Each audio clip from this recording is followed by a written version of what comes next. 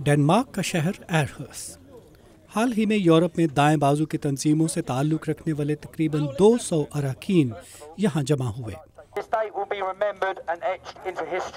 برطانوی تنظیم English defence league کے ٹامی رابنسن منتظمین میں سے ایک ہیں۔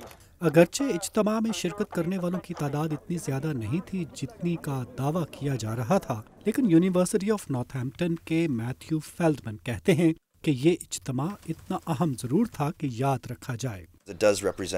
یہ یورپ کو انتہا پسندی پر مبنی اسلامی رجحانات سے بچانے کے لیے کئی یورپی تنظیموں کی پہلی متحدہ کوشش تھی۔ اس سے چند روز پہلے ہی فرانس کے شہر تلوس میں ایک شخص محمد میرا نے مبینہ طور پر فائرنگ کے مختلف واقعات میں 7 افراد کو ہلاک کر دیا تھا، جن میں 3 بچے شامل تھے۔ جبکہ گزشتہ سال اگست میں ناروے میں دائیں بازو کے نظریات کے حامی انتہا پسند آندریز بریوک نے فائرنگ کر کے 77 افراد کو ہلاک کر دیا تھا۔ ملزم کو بعد میں نفسیاتی مریض قرار دیا گیا۔ میتھیو فیلڈمن کہتے ہیں کہ دائیں بازو کے کچھ یورپی گروہ جیسے انگلش ڈیفنس لیگ اپنے آپ کو انتہا پسند خیالات کے حامل گروپ کے طور پر پیش نہیں کرنا چاہتے۔ وہ ایک نئے طریقے سے خود کو پیش کرنے کی کوشش کر رہے ہیں، جس کے مطابق ان کا کہنا ہے کہ ہم اصل میں کسی گروپ کو اچھا یا برا نہیں سمجھتے، بس یہ سمجھتے ہیں کہ کثیر الثقافتی معاشرے خرابی پیدا کرتے ہیں، کیونکہ اس طرح یکجا ہونے والی دونوں ثقافتیں تباہ ہو جاتی ہیں۔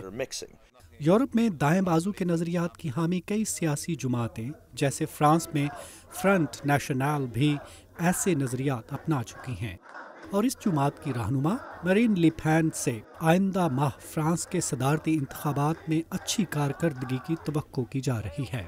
ہالینڈ میں سن 2010 کے انتخابات میں فریڈم پارٹی اسلام مخالف نعرے کی وجہ سے 15% ووٹ حاصل کرنے میں کامیاب ہوئی۔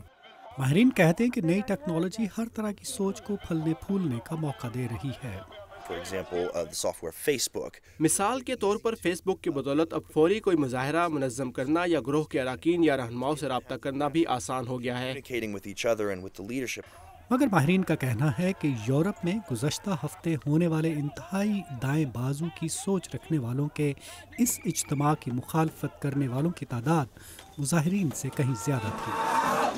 ہنری رجول کے ساتھ ندیم یعقوب، اردو VOA۔